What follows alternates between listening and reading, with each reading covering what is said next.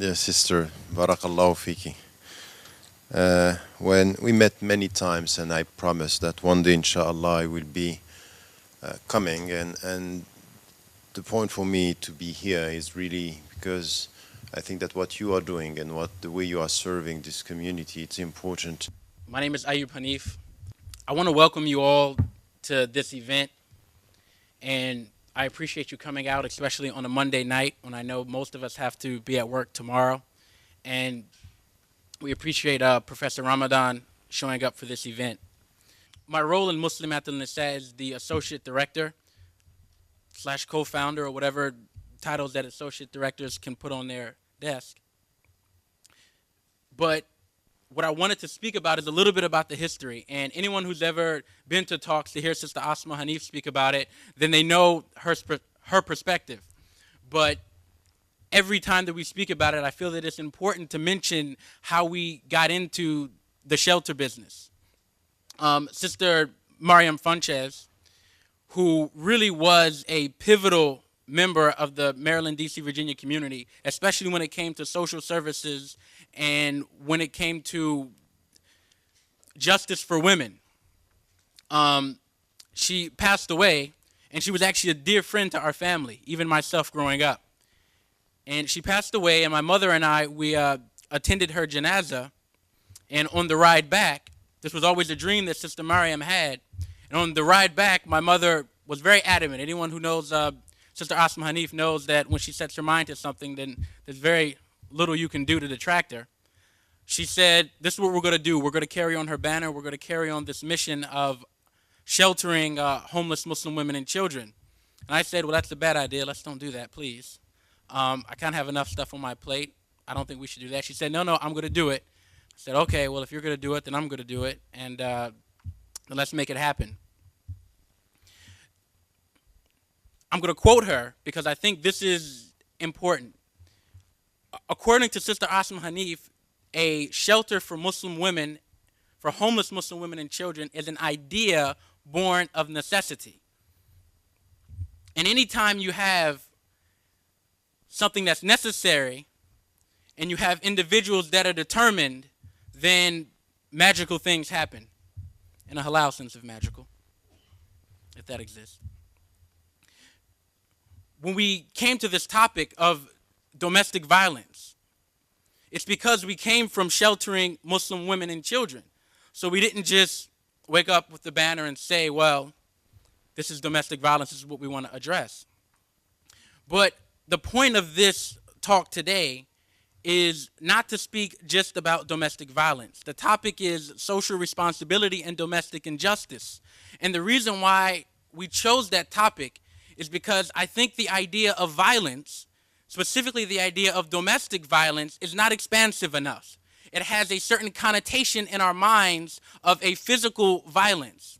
And I think what's important for us to do is to bring about a paradigm shift in our definition of what we're really referring to and what our mission is. Our mission is not just about domestic violence, about physical altercations, about force. Our mission, and I think Muslims have something close to this word of justice and injustice. Our mission is really about domestic injustice and combating domestic injustice and what that means. If you actually look in the literature, it's littered with references of domestic violence. They don't speak about domestic injustice. But we're here today to really talk about what does that mean and how is that related to our social responsibility. You see, domestic can mean male, female, woman, child, elder. Domestic can mean your family. It can mean your home. It can mean your community. It can mean your country. But the idea behind the term domestic has to do about where you live. And this is why domestic injustice and domestic matters matter when it comes to social responsibility, because it affects the environment in which you live. And this is where we came to when we wanted to house Muslim women and children. We realized that our mission is not just about women purely, but it's about this concept of how do we treat those in our homes, in our communities, in our families. What is our mindset when it comes to being just in our homes? You see, the idea of injustice, the nature of injustice is that it always marginalizes. It always exploits. That's the nature of injustice. No matter what you're referring to, in your home, overseas, abroad, in one aspect or the other, it is always a marginalization of those who are most susceptible to it. You see, those in power, those who have strength, those who have force are not susceptible to marginalization. It's kind of against the word, marginalized populations, you see. And we have this framework, my mother and myself. I'm going to actually say a personal thing about us. My mother, her background is in nursing, so she's a registered nurse. Specifically, she's a certified nurse midwife. So women matters has always been important to her.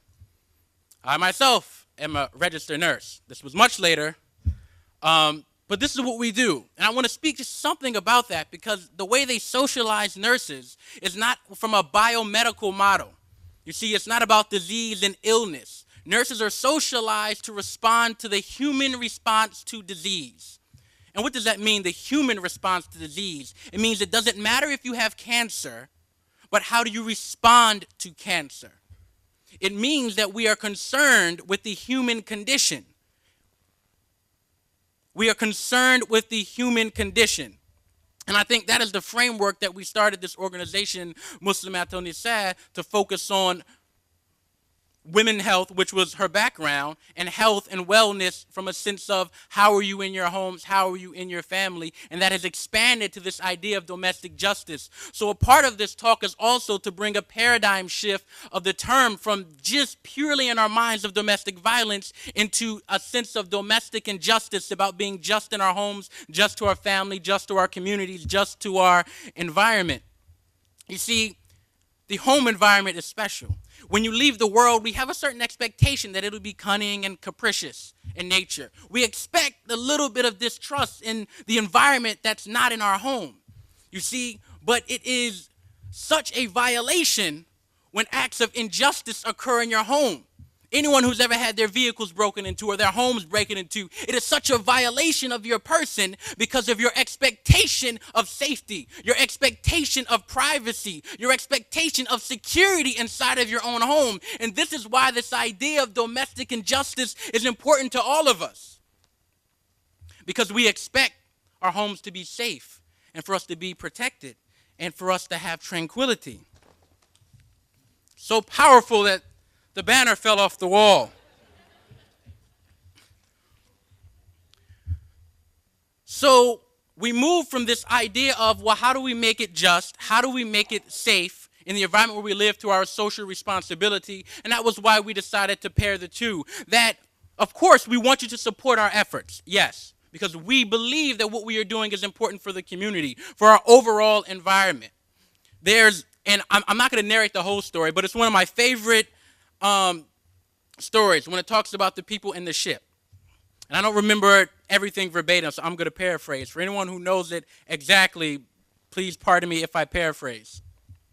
But basically, there were people who were traveling on the ship, and there were individuals on the top of the ship, and there were those on the bottom of the ship.